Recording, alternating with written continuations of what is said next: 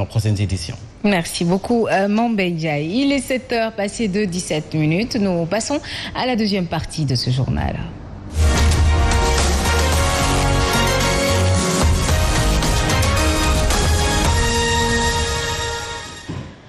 Et c'est l'affaire de Pape Matamou. Bonjour. Bonjour à vous, Yacine. Ravi de vous retrouver ce vendredi matin. Et du Moubarak à vous aussi. Merci à vous aussi. Alors, nous démarrons avec l'afro-basket féminin. Le Sénégal, une équipe en reconstruction. Oui, l'afro-basket féminin s'ouvre à partir du 17 septembre prochain à Yaoundé, au Cameroun. Les Lions y participent avec un groupe inexpérimenté. 7 des 12 joueuses découvrent la compétition. C'est pourquoi l'ex-international et championne d'Afrique, Larry Gueye, appelle les Sénégalais à être patients avec les Lions qui se retrouvent dans une phase de reconstruction. Larry Gueye au téléphone du président Lamine Gueye. Non seulement il est en train de rajeunir, et il a commencé à le faire au fin fond du pays, en développant le basketball dans la petite catégorie, aussi bien chez les garçons que chez les filles. Et c'est la raison pour laquelle le coach, son plan de travail, ce n'est pas dans l'immédiat, mais c'est dans le futur. L'option que le coach a déjà pris, on ne peut pas se dire qu'on va aller décrocher le trophée, mais qu'on soit au moins sur le podium. Et ça, il faut que les Sénégalais le sachent. Le Sénégal travaille, mais il faut se dire que les autres pays aussi travaillent comme le Sénégal travaille. Donc il n'y a pas de raison que les Sénégalais qu'ils se mettent tout le temps dans la tête que l'équipe du basket doit toujours décrocher le trophée. Ça, il faut que les Sénégalais le bannissent. Donc, c'était en l'instant l'ex-international et championne d'Afrique, Larry Gueye. Sachez que l'équipe nationale féminine de basketball affrontera un match amical, une sélection locale, ce soir à 18h au stade Marius Ndiaye. Les Lions devront relier Yaoundé mardi prochain. Et pour le premier tour de l'Afro-Basket, la bande à Marissi va disputer 2 matchs face à la Guinée le 18 septembre à 10h, puis l'Égypte le 20 septembre à 13h. Rappelons que le Sénégal est la nation la plus titrée du basketball féminin continental avec 11 sacres, et les Lions avaient soulevé leur dernier titre africain à Yaoundé. Coupe d'Afrique volleyball à présent. Le Sénégal, vice-champion d'Afrique, qui veut relever un nouveau défi. Oui, l'équipe nationale féminine de volleyball qui est actuellement à Kigali au Rwanda pour la Coupe d'Afrique de volleyball ambitionne d'honorer le Sénégal, même si l'équipe n'est composée que de joueuses locales. Une nouvelle équipe pleine d'espoir selon le sélectionneur François Vinograd, qui espère que ces joueuses vont être en mesure de relever les défis. François Vinograd est au micro de Abadiata.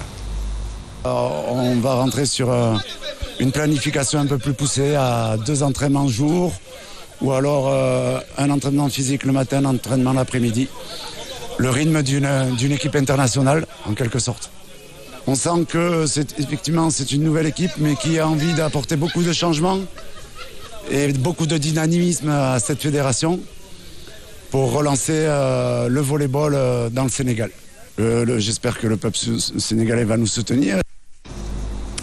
Justice pour Samba Sarr, une marche blanche et silencieuse à sa mémoire. Oui, pour marquer la date du 40e jour de feu à Samba Sarr, le collectif Justice pour Samba Sarr compte organiser une grande marche blanche et silencieuse ce samedi à partir de 16h au niveau des artères de Pikine pour la mémoire de l'ancien président du club de l'AS Thiossane.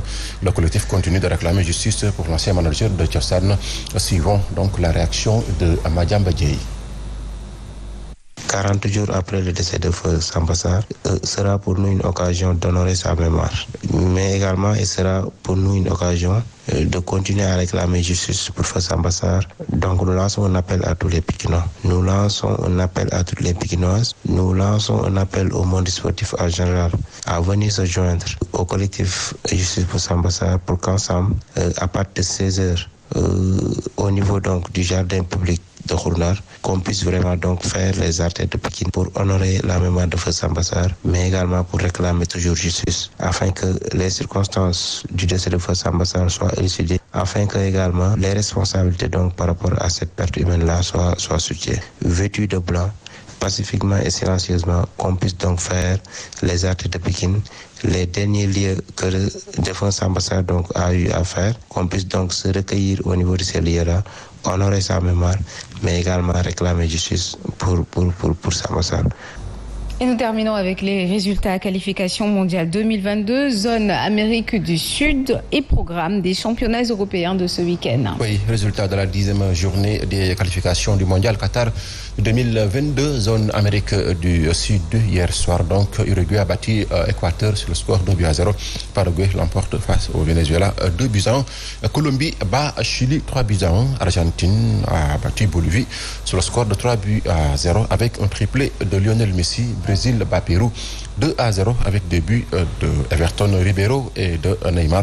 Et concernant les championnats européens en France, c'est la reprise donc du championnat après la trêve internationale. 5e journée avancée de Ligue 1 ce soir à 19h. On aura Lorient contre Lille et demain samedi à 15h, la Paris Saint-Germain accueille au Parc des Princes Clermont et à 19h on aura Monaco, Marseille. Les autres rencontres sont programmées le dimanche. En Angleterre, la 4e journée de la Premier League se joue démarre donc demain samedi à 11h30. On aura Crystal Palace contre Tottenham et à 14h Manchester United qui reçoit Newcastle avec le retour de Cristiano Ronaldo à Old Trafford.